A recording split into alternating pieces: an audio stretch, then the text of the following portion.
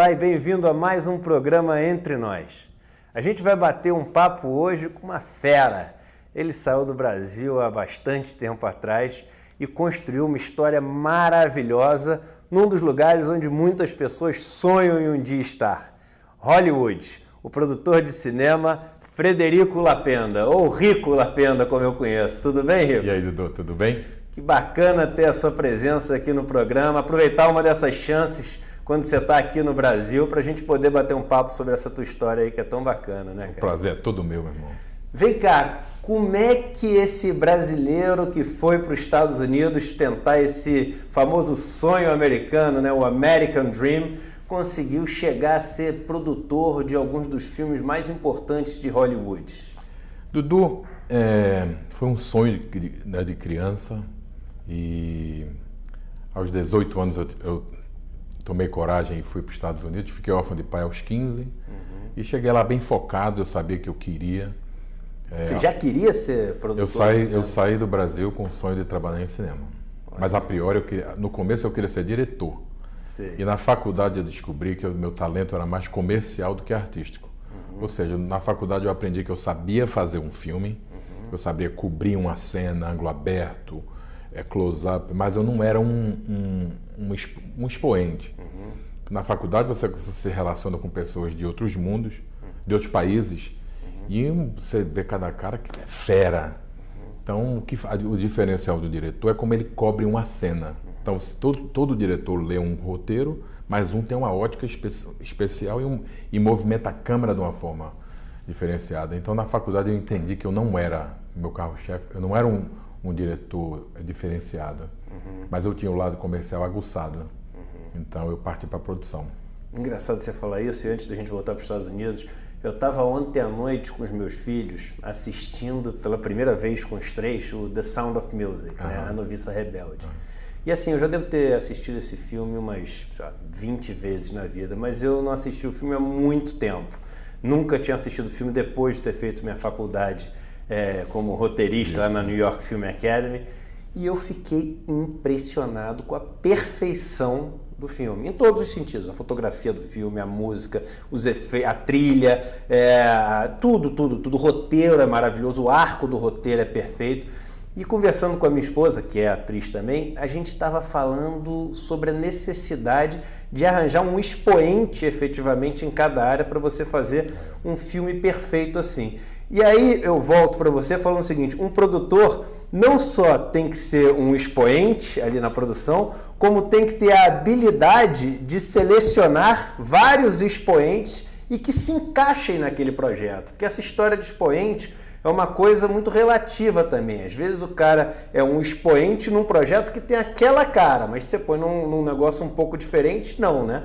E você tem que conhecer muita gente. Como é que foi chegar lá sem conhecer ninguém e virar produtor, você tem que conhecer bem as pessoas? Antes de responder a pergunta, quando um bom filme é realizado, existe uma mágica, que o termo em inglês é quando você catch lightning in a bottle, né? É capturar um raio numa garrafa. Então não quer dizer que se um cameraman ou um ator ou um diretor, eles podem ser muito bons, porém quando você coloca eles juntos não dá mágica. Igual num time de futebol, que muitas vezes você coloca muitos craques juntos. Sávio, Romário e Edmundo no Flamengo.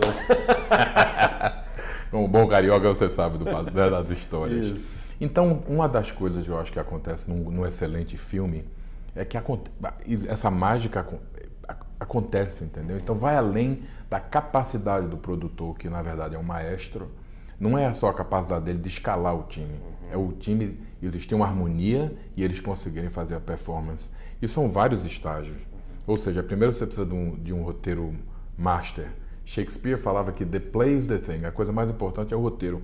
É impossível um diretor bom fazer um roteiro mais ou menos, tornar um roteiro mais ou menos num filme muito bom.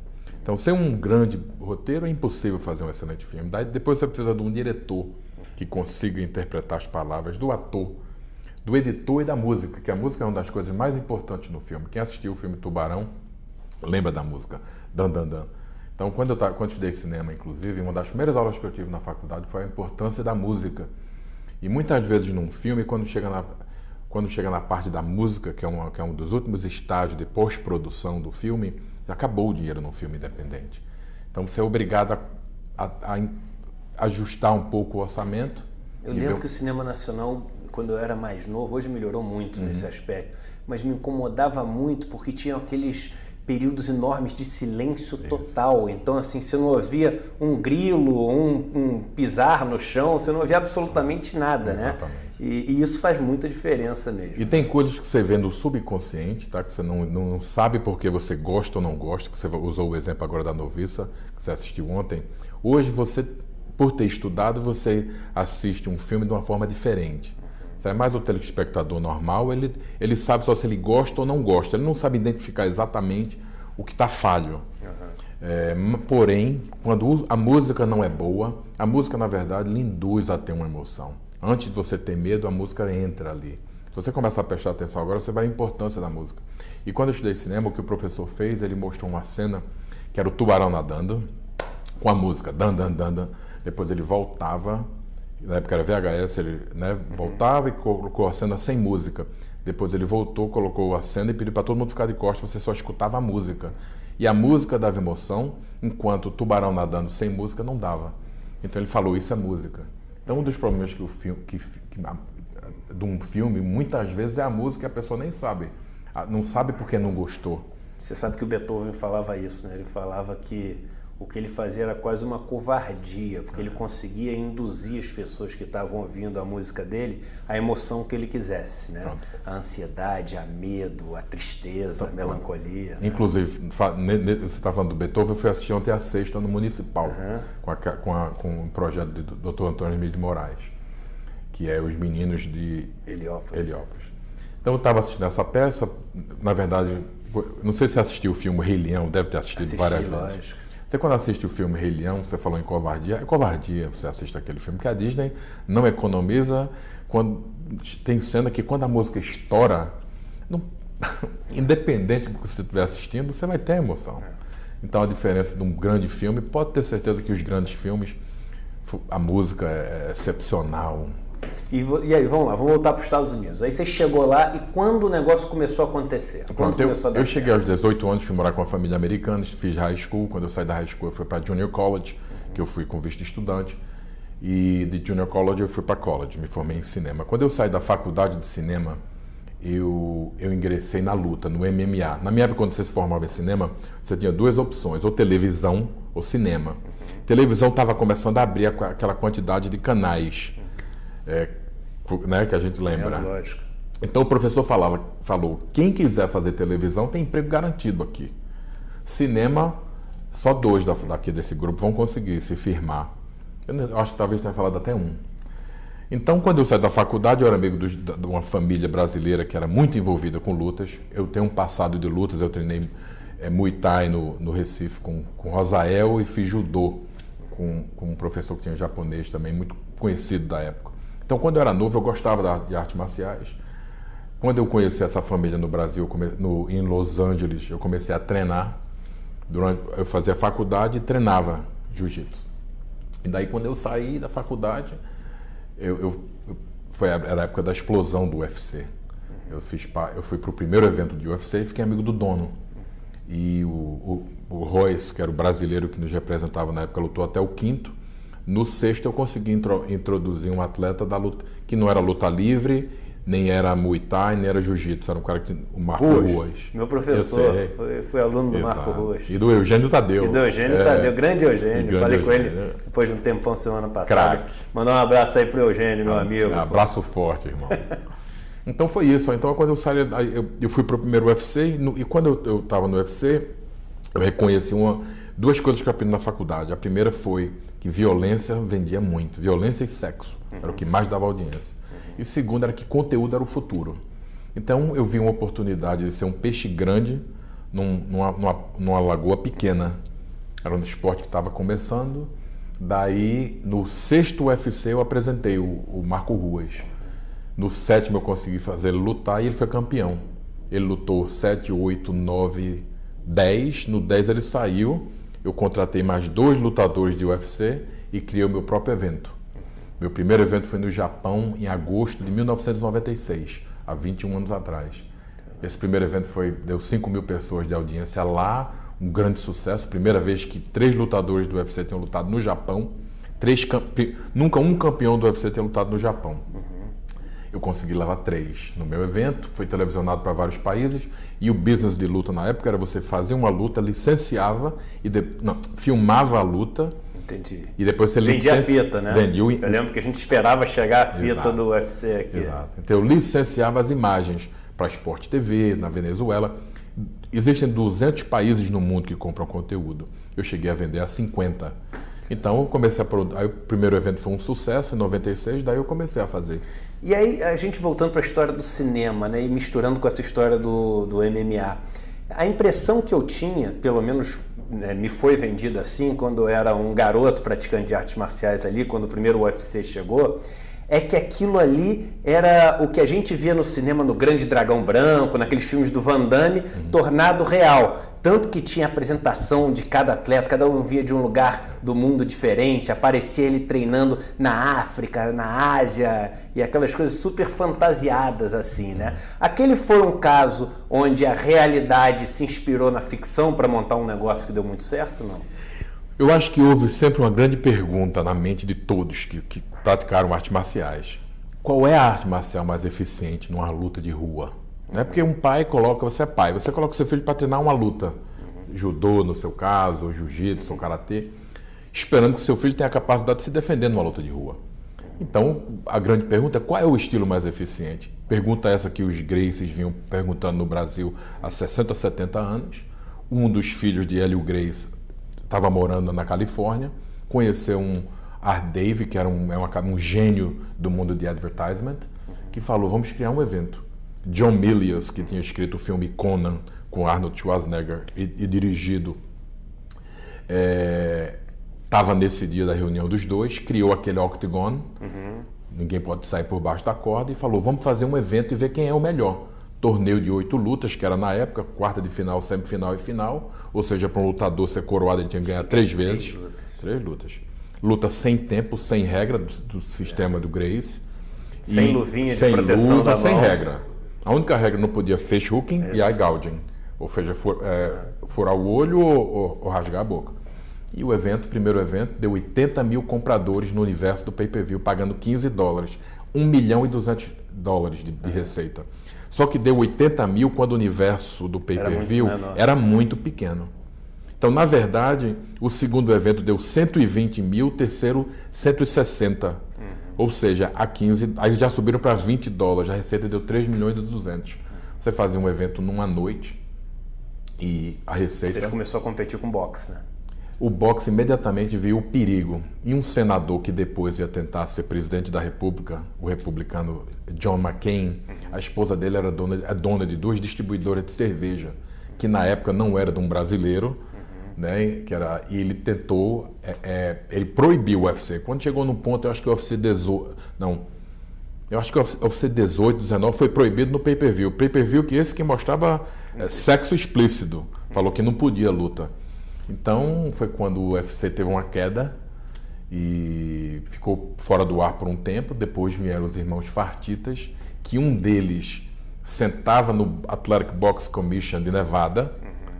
Então ele comprou a franquia do UFC, comprou a videoteca deles e legalizou. Entendi. Tá? Com livro de regras que já tinham sido feitos. Nessa altura tinham desenvolvido luvas, certas regras que não podia cabeçada, tempo, round. Agora a luva foi um grande erro, porque as pessoas acham que a luva foi feita para proteger o rosto. Em si a luva foi criada para proteger a mão. Ou seja, eu lembro que o francês machucou a mão no primeiro. Gerard Gordeau. Isso mesmo, né? E ficou famoso. Exato. Então a luva, na verdade, aumentou a violência, porém ficou mais televisível, porque também diminuiu o sangue. Menos corte, e o evento foi legalizado, chegou aí o sucesso que hoje é. Pense você que uma luta hoje em dia deve atrair 1.200.000 compradores, 1.200.000 casas nos Estados Unidos pagam para assistir, pagando $60. E me conta, como é que foi a migração para o cinema? 10 anos de MMA, 150 eventos, mais de 15 países. e me deu engrossou a minha casca. Como produtor? Como produtor. Eu era muito novo, muito imaturo e imigrante. Então, como produtor, eu fazia o evento, vendia para outros países, fui entendendo a máquina, como funciona. Então, na verdade, eu era um produtor de lutas de MMA. Eu me tornei o promotor para controlar o sistema, quem eu queria que lutasse ou não, e eu me tornei a pessoa que eu definia quem ia lutar e quem não ia. Então, depois de 10 anos, quando o McCain proibiu, o evento foi péssimo, porque a pay-per-view é que dava receita. Então, quando caiu há 2 anos, eu bancando. Só que chegou um ponto que a hemorragia da empresa é tamanha que você começa a colocar dinheiro bom em coisa ruim. E o sonhador, ele acha que vai virar. Então, é muito difícil o ponto de você abrir mão do seu filho. Então, eu fui há 2 anos, o UFC perdeu o gás muito antes, eu era o segundo maior show do mundo. Enquanto o UFC focou nos Estados Unidos, eu saí fazendo show em Moscou, Ucrânia, Amsterdã, enfim, Israel. Eu circulei o meu show, que dava aquela coisa de novidade. Eu garimpei novos talentos dessa forma. E o dono do UFC não era um cara ágil, ele era um coroa estático e não conhecia o mundo, não falava nenhum outro idioma. Então eu circulei. Ao circular, eu me posicionei bem. A empresa dele operava com custo muito mais alto do que o meu. E então a minha ainda segurou 2 anos sangrando. E aí chegou um ponto que eu tive que cortar. O termo em inglês é cut, bait and run. Quando você tem que cortar a corda, porque o peixe né, vai quebrar a tua vara. E aí foi o momento que eu quis fazer a transição. Eu falei, na verdade, o que eu queria era cinema. Os 10 anos como produtor de televisão foi maravilhoso. Melhor ainda porque foi com luta, que é um esporte que eu adoro. Me deu umas experiências únicas.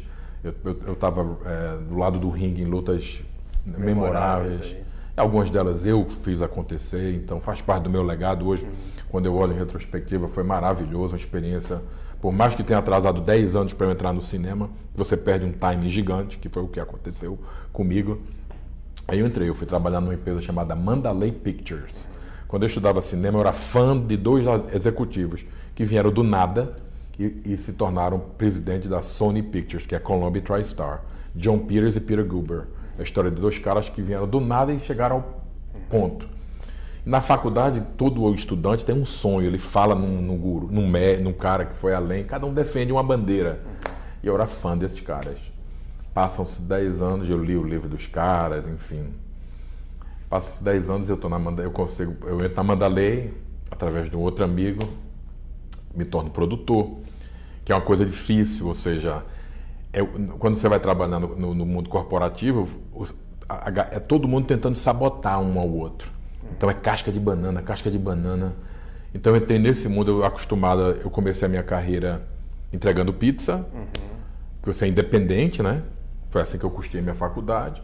Me tornei executivo da minha própria empresa por 10 anos. Aí agora eu voltei para ser júnior, né? Então foi uma experiência péssima, que eu não gostei. Ou seja, eu estava trabalhando na empresa de um dos caras que eu admirava muito. Aí eu tive uma ideia de criar uma empresa chamada Mandalay Independente. A Mandalay em si, ela tinha distribuição com a Paramount. E nessa distribuição, todos os filmes que eles faziam iam direto para a Paramount. E eu falei, vamos criar uma Mandalay independente. Peguei um roteiro, a história de um caso verídico de um time de beisebol que ganha a Copa do Mundo, né, do México, aconteceu em 1950. Conheci um cara do mercado financeiro que tinha escrito o livro, morava em Malibu, vizinho do James Cameron e do Mel Gibson. O cara falou, eu quero fazer meu filme. Eu falei, vamos financiar essa minha ideia que eu faço teu filme. E ele aportou a criação da Mandalay Independente. Mandalay tinha feito 7 anos em Tibete com Brad Pitt, Donnie Brasco com Johnny Depp, Beyond Borders com a Angelina Jolie. Enfim, era uma empresa muito alavancada, mas não tinha um braço independente. Aí quando eu fiz esse negócio, eu fiquei sócio da operação com 17%, 16,7% na verdade. Mas foi um negócio pior, que assim, para mim foi maravilhoso de assinar um contrato. Me tornei sócio de um cara que eu admirava muito. Imagina eu, órfão de pai aos 15, imigro aos 18, todo mundo achando que eu ia me dar mal. Todo mundo, minha mãe sem querer que eu fosse, eu vou aos trancos e barrancos Naquela época não existia internet, Skype, nada, uma ligação, eu acho que dos Estados Unidos para cá era $5. E eu falei, eu vou e outra coisa, eu não podia voltar assim, perdendo, né? Eu sou competitivo, se eu voltasse sempre perdido, se eu tivesse perdido a batalha, minha mãe ia me escalpelar. Foi bom, muito bom, porque na verdade isso me inspirou, me deu um terceiro pulmão. Então neguinho cansava, eu não cansava. Eu sabia que eu tinha que compensar no trabalho. Eu tinha que trabalhar mais do que todo mundo, e minha teoria na época era dormir menos, que a gente sabe que não é boa ideia, mas era como eu fazia. Então, estratégia era trabalhar. E aí você viveu filmes assim com grandes estrelas. Você fez filmes com o Nicolas Cage, fez acho que com Danny Glover, se não me engano. Como é que é lidar com essas pessoas assim, aí pronto, no dia a dia? O cinema é uma coisa que você vai, como produtor, né? Você vai cada vez aumentando mais. Quando dá certo, você faz um filmezinho, o outro é melhor. Então, pouco a pouco chegou ao Nicolas Cage, através de um amigo que me apresentou ao produtor desse filme em particular. E trabalhei no filme, trouxe até o Danny Glover aqui para o Brasil uma época. Quando a pessoa está fora de tudo, tudo é surreal. Quando você está dentro, você vê que nada é nada. Assim, que tudo que você acha que é especial, não é especial. É como se o sonho fosse muito mais do que a verdade. Que é a função do cinema, né? A função do cinema não é essa? Exatamente. Às vezes a minha esposa chega para mim e fala assim, não, mas você ficou com ciúme daquela cena, aquilo é tudo de mentira. Eu falei, sinal de ser uma boa atriz, né? Porque não é isso que você tem que gerar nas pessoas. Então você me gerou ciúme, você está de parabéns. Mas, e vem cá, você está com um projeto no Brasil agora super legal, né? Com o Casagrande. Como é que é esse projeto? Na verdade, eu licenciei o livro do Casagrande há 6 meses atrás. Acho que é uma história muito boa. Tem o arco de um personagem que está a jornada do herói ali. Exatamente, completa. Tem uma mensagem muito forte. Quando eu era novo, minha mãe me obrigou a ler um livro chamado Eu, Cristiane F., 13 anos de drogada e prostituída, que teve muito impacto na minha vida. Me manteve longe das drogas na infância. E eu vejo uma necessidade de ter um produto desse nacional que fale com a nossa juventude, com a nossa garotada aí.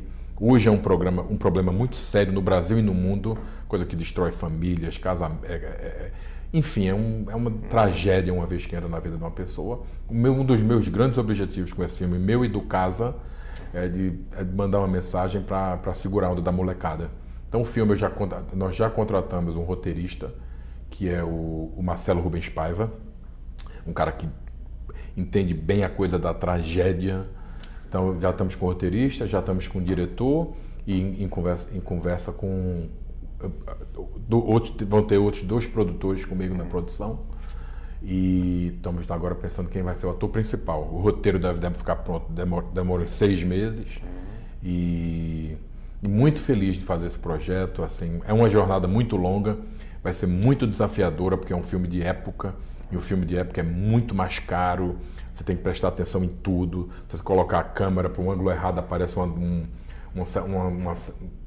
satélite de TV da DirecTV, sei lá, enfim. É um obstáculo muito, muito grande, entendeu? Então, mas eu estou muito feliz com esse projeto e acredito que vamos ter escalei uma seleção super bacana. Na verdade, a minha função daqui a pouco acaba, que é só escalar esse time de craque e deixarem eles executar. Pô, muito legal você fazer um filme sobre a jornada do herói, quando na verdade você viveu a jornada do herói, saindo daqui do Brasil cheio de sonhos na cabeça e voltando agora para fazer um projeto desse com tanta história que você construiu nesse super profissional que você se tornou. Parabéns aí por tudo isso e obrigado pela presença aqui no Entre Nós. Muito obrigado, Dudu. Prazer é todo meu.